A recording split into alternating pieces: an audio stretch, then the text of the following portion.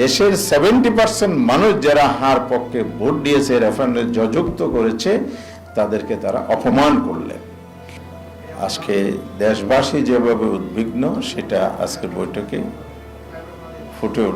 উঠে এসেছে। প্রথম কথা হচ্ছে, বাংলাদেশে দীর্ঘদিন পর একটি নির্বাচন হয়েছে ত্রয়োদশ সংসদের। জনগণ আশা করেছিল একটি সুষ্ঠু অবাধ নির্বাচন হবে। অন্তর্বর্তীকালীন সরকারের মাননীয় প্রধান উপদেষ্টা, নির্বাচনের কমিশন বা প্রধান নির্বাচন কমিশনার সহ সকলেরই সবসময় একটি বক্তব্য আমাদের সামনে এসেছিল, সেটা হচ্ছে ইতিহাসের সেরা নির্বাচন। ইতিহাসের সেরা নির্বাচন হয়েছে, তবে সুষ্ঠু নির্বাচন যে সেরা নির্বাচন, জনগণের ভোটাধিকারের প্রতিফলন, সেই নির্বাচনটা হয়নি। নির্বাচনে হই হাঙ্গামা কম হয়েছে, তুলনামূলকভাবে এটা গুণগত পরিবর্তন। কিন্তু জন আকাঙ্ক্ষার যে বাস্তবায়ন নির্বাচনের মাধ্যমে সেটা হয়নি, ইতিমধ্যে এটা প্রতীয়মান হয়েছে। কিভাবে?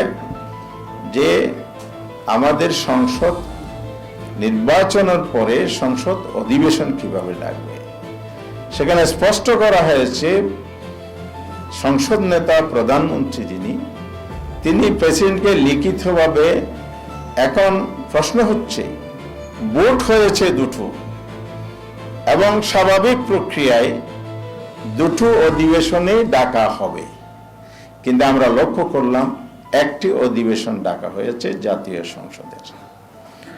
শপথের জায়গায় যদি আসি, বর্তমান যারা সরকারে আছেন বিএনপি, ওনাদের সদস্যরা দলীয় সিদ্ধান্তের ভিত্তিতে জাতীয় সংসদের সদস্যের শপথ নিয়েছেন, সংবিধান সংস্কার পরিষদের শপথটা নেন নাই।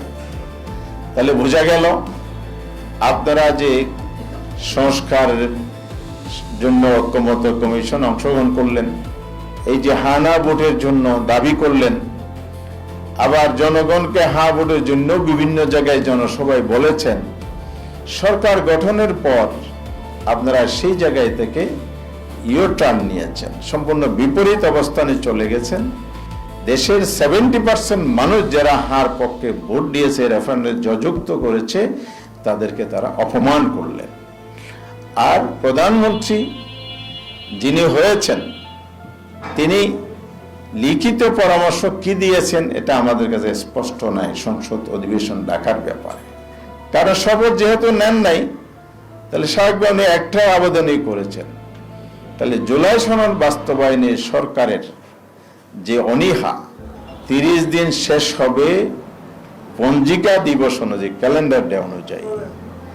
এর মধ্যে যদি সরকার সংবিধান পরিষদের অধিবেশন না ডাকে বা ডাকার ব্যবস্থা না করে, তাহলে আমরা 11 দল আজকের এই বৈঠকে শীর্ষ নেতৃত্বের সাথে পরামর্শ করে আজকে বৈঠক ডেকেছি। সেই বৈঠকটাকে স্পষ্ট আমরা সিদ্ধান্ত নিয়েছি, এটি সরকারের জন্য আগামী দিনটি শেষ দিন সংসদ অধিবেশন ডাকার, জুলাই সনদে যেভাবে বলা আছে, অবিলম্বে যেন সরকার এই ব্যবস্থাটা নেন, অধিবেশন ডাকার ব্যবস্থা নেন। যদি না নেন, তাহলে আমরা স্পষ্ট বলতে চাই, জাতির কাছে আপনারা ক্ষমা পাবেন না। বিশেষ করে সংসদ নেতাকে এটা প্রধানত দায়িত্ব নিতে হবে, যেহেতু এই প্রক্রিয়ায় তিনি সূচনা করবেন, আর সরকারকেও সেই দায়িত্ব নিতে হবে। জনগণ সরকারের এই অবহেলা, অবজ্ঞা, জনমতকে উপেক্ষা করে চলা, জনগণকে অপমানিততার দায় যেমন নিতে হবে, আমরা দায়িত্বশীল বিরোধী দল হিসাবে এবারে আমাদের সংসদ সদস্যগণ অবশ্যই সংসদে ভূমিকা রাখবেন। তার পাশাপাশি আমরা এটা সিদ্ধান্ত নিয়েছি, জুলাই সনদ বাস্তবায়নের জন্য যদি দ্রুত ব্যবস্থা না নেওয়া হয়, জনগণকে সাথে নিয়ে জনগণের সম্মান মর্যাদা আকাঙ্ক্ষা সমুন্নত রাখার জন্যেই আমরা রাজপথের আন্দোলনে যেতে বাধ্য হব এবং খুব সহসাই শীর্ষ নেতৃবৃন্দের বৈঠক দেখে আমরা সেই আন্দোলনের কর্মসূচি ঘোষণা করব এবং জনগণকে সম্পৃক্ত করে জনগণের দাবি, জনগণের ভোটাধিকার যে বাস্তবায়ন করতে হবে সেই দাবিতে আমরা ঐক্যবদ্ধভাবে রাজপথে নামব ইনশাআল্লাহ। এটি হচ্ছে আজকের আমাদের মৌলিক সিদ্ধান্ত। সে ব্যাপারে আমরা আপনাদের মাধ্যমে দেশবাসীকে অবহিত করছি, আপনাদের মধ্যে সরকারের কাছে আমরা দাবি জানাচ্ছি, আপনাদের মাধ্যমে আমরা দেশবাসীকে আমাদের আগামী দিনের কার্যক্রম আন্দোলন সংগ্রামে সম্পৃক্ত হওয়ার জন্য আহ্বান করছি। আমরা ইতিমধ্যে এই বিরোধী দলের অবস্থানটা ব্যক্ত করেছি। আমাদের বিরোধী দলীয় নেতা বাংলাদেশ জামায়াত ইসলামী আমির ডক্টর শফিকুর রহমান ইতিমধ্যে উনি বলেছেন, সংসদে আমরা গঠনমূলক ভূমিকা রেখেই সরকার সহায়তা করতে চাই। সরকার যদি সঠিক পথে না চলে তাহলে আমাদেরকে সংসদে সরকারের এই ব্যর্থতা, সরকারের এই অবহেলা এবং দায়িত্বশীলতার পরিচয় না দিলে যেমন আমাদেরকে ভূমিকা পালন করতে হবে, তার পাশাপাশি রাজপথেও আমাদেরকে আন্দোলন গড়ে তুলতে হবে। সেই বিষয়ে আমরা আজকে আলোচনা করেই এই সিদ্ধান্তে পৌঁছেছি। আপনাদের সবাইকে ধন্যবাদ। সবার উদ্দেশ্যে আজকে আমরা মূল মেসেজ এটাই দিতে চেয়েছি। তার সাথে আরও কিছু প্রাসঙ্গিক বিষয় আছে, যেমন ইতিমধ্যে 6টি সিটি কর্পোরেশনে প্রশাসন নিয়োগ করা হয়েছে, এটা আমরা প্রটেস্ট করেছি। এটা আরেকটা ইলেকশন ইঞ্জিনিয়ারিং করার পায় তারা কিনা এই প্রশ্ন তৈরি হয়েছে। কারণ কনস্টিটিউশনের সকল পর্যায়ে জনপ্রতিনিধি নির্বাচিত হবেন, তো প্রশাসন নিয়োগ মানে নির্বাচনকে এড়িয়ে চলা, প্রলম্বিত করা, অর্থাৎ ইলেকশন ইঞ্জিনিয়ারিং করা, নতুন ষড়যন্ত্র ফাঁদ তৈরি করা, এগুলো জনমনে নানা প্রশ্ন তৈরি হয়েছে। সরকার যেন এগুলো প্রত্যাহার করে নেন। আর ঢালাওভাবে এখন দলীয়করণ হচ্ছে, প্রশাসনিক রদবদল হচ্ছে, পছন্দ হচ্ছে না। নিজেদের কথা অনুযায়ী দলীয় সিদ্ধান্ত বাস্তবায়নে যদি কোনো প্রজাতন্ত্র কর্মচারী দায়িত্ব পালন না করে তাকে পরিবর্তন করা হচ্ছে, এই বিষয়গুলো বন্ধ করতে হবে। কারণ এতে পেশাদারিত্ব নষ্ট হয়, দক্ষ এবং প্রফেশনাল স্কিল যে সমস্ত অফিসার আছে ভূমিকা রাখতে পারে তাদেরকে মেধাকে কিন্তু অবমূল্যায়ন করা হয় দলীয়করণের মাধ্যমে। অতীতে যেভাবে মেধাহীন লোকদেরকে দলীয় স্বার্থ সিদ্ধির জন্য এজেন্ডা বাস্তবায়নের জন্য বিভিন্ন জায়গায় বসানো হয়েছে, সে প্রক্রিয়া ইতিমধ্যে শুরু হয়েছে। সেটাও বন্ধ করার জন্য আমরা সরকারকে দাবি জানাচ্ছি। সবাইকে ধন্যবাদ আজকের জন্য। কালকে যদি সংবিধান সংস্কার পরিষদের অধিবেশন না ডাকা হয়, সেক্ষেত্রে আপনারা কবে থেকে রাজপথে নামবেন? কোনো নির্দিষ্ট ঈদের আগে না বলছে? ঈদের আগে আর পরে তো আগের একটা ইতিহাস আছে আন্দোলনের, বহুল আলোচিত হয়। ঈদের আগে যে কবে, ঈদের পর যে কবে, এটার আর শেষ হয় না। লাগাতার আন্দোলনের শেষ নাই, যদিও সেই জুটে আমরাও তখন ছিলাম। তো আজকে এদিকে যেতে চাই না, আমরা দিনক্ষণ বলছি না। আমরা এখন যেহেতু সামনে ঈদ, এটা তো বাস্তব। ঈদের আগে পরে আপনি হাসির যাই হোক না কেন, বাস্তব কথা। যেমন আমাদের অনেক নেতৃত্ব ওমরায় গেছেন, এতে কাবে আছেন, এগুলো বাস্তবতা। সুতরাং ঈদের আগে তো বসার সুযোগ হচ্ছে না। আমরা আন্দোলনটা রূপরেখা তৈরি করার জন্য আগামী এপ্রিল মাসের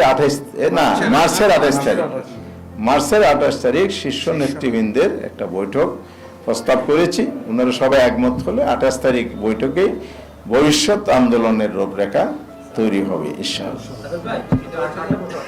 যেটা বলেছে তারা জুলাই সনদে যেসব বিষয়ে একমত হয়েছে, তাদের যেগুলোতে নোট অফ ডিসেন্ট ছিল সেগুলোর বিষয়ে তারা তাদের নির্বাচনী ইশতেহারে বলেছিল, এবং জুলাই সনদের যে নোট নিচে যেটা লেখা ছিল, দল তাদের নির্বাচনী ইশতেহারে যেভাবে পাবে সেভাবে বাস্তবায়ন করবে। বিএনপি সেটাই বলছে, যেখানে তাদের নোট অফ ডিসেন্ট ছিল না সেগুলো তারা মানবে, আর যেখানে তাদের নোট অফ ডিসেন্ট ছিল সেগুলো তারা মানতে বাধ্য না। তাহলে এই বিষয়টা কোন দিকে যাচ্ছে? সংস্কার কেন হয়েছে?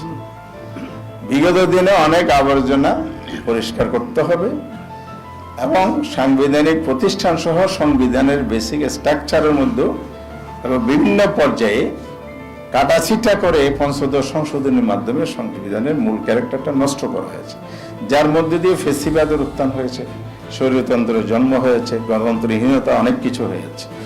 এই জায়গা থেকে বেরিয়ে আসার জন্য রাষ্ট্রকে ভবিষ্যতে আমরা কিভাবে গড়তে পারি সেজন্য ঐক্যমত্য কমিশন আমরা সবাই মিলে কিন্তু জুলাই সনদ সংস্কার করার জন্য করেছি। এখন আপনি যদি বলেন আমার এটা মানি ওইটা মানি না, তো এক শিশুকে যখন মা ওষুধ খাওয়াইতে চাইলো তখন ওষুধ খাইতে চায় না, কি করলো, মিষ্টির ভিতর ওষুধ ঢুকাইয়া বাচ্চার মুখে দিল, বলে আমি তোমার জন্য পানি নিয়ে আসি। বাচ্চা দিগুলো ওষুধ খেয়েছো? হ। মিষ্টি খেয়েছো? হ, মিষ্টি তো খেয়েছি, কিন্তু বিচি ফেলে দিয়েছি। তার মানে ওষুধটা ফেলে দিয়েছে, ওষুধটাতে মূল কাজ। তা মিষ্টি খেয়ে তো ওষুধ সারবে না, জ্বর সারবে না। এখনো যদি আপনি সংস্কার যদি বেঁচে মানেন, তাহলে তো আগের জায়গায় চলে গেলেন। আমার দলীয় ইন্টারেস্টটা রক্ষা করলাম, তাহলে তো রাষ্ট্রের সংস্কার হবে না, ওষুধ রোগ নিরাময় কিন্তু হচ্ছে না, কারণ আপনি রোগ নিরাময়ের জায়গায় পৌঁছতেছেন না। এই ধরনের যদি পছন্দ অনুযায়ী সংস্কার করা হয় তাহলে সেটা জনগণ মানবে না। কেন মানবে না? জনগণ কিন্তু জুলাই আদেশের উপর বাস্তবায়ন গণরায় দিয়েছে, গণভোট হ্যাঁ দিয়েছে। তো জুলাই আদেশ 100% বাস্তবায়ন করতে হবে, কারণ এটা পাবলিক প্রপার্টি, এখন জনগণের সম্পদ। জনগণের হ্যাঁ ভোটের মাধ্যমে জুলাই আদেশটা আইনি স্বীকৃতি পেয়ে গেছে, সরকারের নৈতিক দায়িত্ব এবং সাংবিধানিক বাধ্যবাধকতা, যেহেতু এটা একটা প্রেসিডেন্ট অর্ডার হয়েছে, এই অর্ডার বাস্তবায়ন করার জন্য সরকারকে অবশ্যই এই দায়িত্ব পালন করতে হবে। এই জন্য আমরা জুলাই সনদের কোনো আংশিক বাস্তবায়ন চাই না, পূর্ণাঙ্গ বাস্তবায়নে আমরা চাই। যেমন ওনারা আমাদেরকে বলেছিলেন ডেপুটি স্পিকারের নাম প্রস্তাব করেন, আমরা উদারতার সাথে বলি আপনারা উদার হন। তা আমরা বলেছি আপনারা একটু জুলাই সনদটা বাস্তবায়নে উদার হন, তাহলে তার সমস্যা থাকে না, তখন বিরোধী দল একটা রাইট এস্টাবলিশড হবে। এখানে তো কোনো কেউ কাউকে অফার করার বিষয় না। জুলাই সনদের মধ্যে ডেপুটি স্পিকার বিরোধী দল থেকে হবে এটা বলা আছে।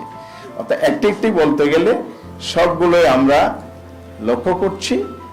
চেক অ্যান্ড ব্যালেন্স যদি করতে হয়, একটা সরকারকে ভারসাম্যপূর্ণ দেশ পরিচালনা করতে হয়, তাহলে জুলাই সনদের এই যে সাংবিধানিক সংশোধনের সংস্কারের যে বিষয়গুলো আছে এগুলো পুরোপুরি বাস্তবায়ন করতে হবে, তাহলে দেশ সুন্দরভাবে সামনে আগে। ধন্যবাদ সবাই। কোর্টে প্রশ্ন করার সুযোগ কোনটা? জাতীয় সংসদে যখন হচ্ছে আপনাদের অধিবেশন চলছিল এবং জাতীয় সঙ্গীতের সময় আপনারা অনেক বসাচ্ছিলেন, এটা নিয়ে সামাজিক যোগাযোগ মাধ্যমে সামাজিক যোগাযোগ মাধ্যমে অনেক কথাই লেখে, সব কথাই মরা মানুষ জিন্দা করে, জিন্দা মানুষ মেরে ফেলে। সুতরাং সামাজিক যোগাযোগ মাধ্যম নিয়ে এখানে কোনো প্রশ্ন জবাবের প্রয়োজন নেই। জাতীয় সংসদে সেদিন কি হয়েছে আপনারা সব দেখেছেন, কারণ এখানে জুলাইয়ের উপর যে আলোচনাটা হয়েছে, মানে নতুন স্পিকার যিনি নির্বাচিত হয়েছেন তিনি এজেন্ডা রেখেছেন। সে আলোচনায় বলা হয়েছে স্বৈরাচারের কোনো দোষর কেন এখানে বক্তৃতাতে না আসে এবং এই বক্তব্য সংশোধন কলুষিত না করে, এটা স্পষ্ট করে এখানে দাবি করার পরও ওনারা এটা মানেন নাই। ফলে রাষ্ট্রীয় শিষ্টাচার মেনেই কিন্তু সংসদীয় রীতি মেনেই আমাদের বিরোধী দলের সংসদে ভূমিকা পালন করেছেন এবং বিএনপির পক্ষ থেকে বলা হয়েছে রাষ্ট্রপতির অপমান হয়েছে, অবমাননা হয়েছে। আমরা স্পষ্ট করে বলতে চাই, আমরা রাষ্ট্রপতিকে অবমাননা করি নাই, আমরা স্বৈরাচারের দোসরকে বরং বিএনপি সংসদে বক্তব্য দেওয়ার সুযোগ দিয়ে সংসদকে কলুষিত করেছেন, জাতিকে অবমান করেছেন। আচ্ছা ভাই, জি। অধিবেশনে রাষ্ট্রপতি ভাষণের যেটা আলোচনা, ওটা নিয়ে আপনারা কি ভাবছেন?